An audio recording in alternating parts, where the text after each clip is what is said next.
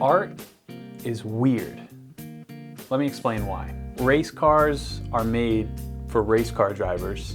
Convection ovens are made for chefs. Microscopes are made for scientists. There's an endless amount of things that are made for professionals, but not art. Art is weird. Novels are not written for professional writers. Paintings are not painted for professional painters. Music is not made for professional musicians. Music is not made for professional musicians. It's made for everyone else.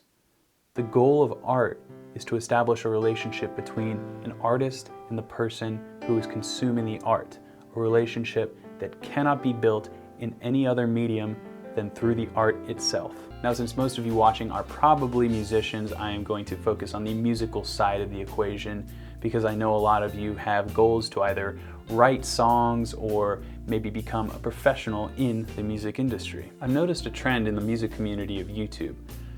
Creators who post videos that contain covers or interpretations of already popular songs, those videos get much higher view counts than that same creator's original works and compositions. While this isn't true 100% of the time, I think most YouTube creators would agree that this assessment is pretty accurate. So the question I have is, why? Are we making music that only caters to our own fellow musicians? Do we write songs that we hope will impress the musicians in the audience rather than the audience as a whole? Are we just trying to show off? Now, I think part of this could be on the listener as well, only paying attention to the performer's technique or trying to guess what harmonic change is going to happen next instead of really feeling and absorbing the music as they would with their favorite band. I guess I don't really have a conclusion to the thoughts that I've laid out.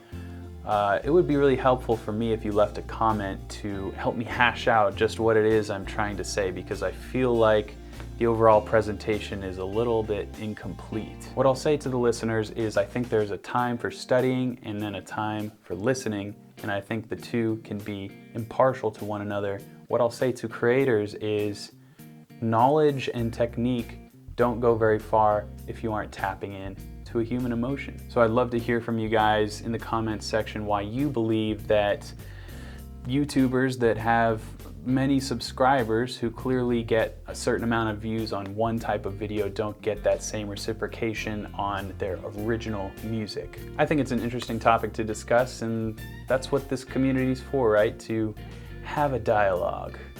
Well, I hope we have one. Until next time, keep shredding.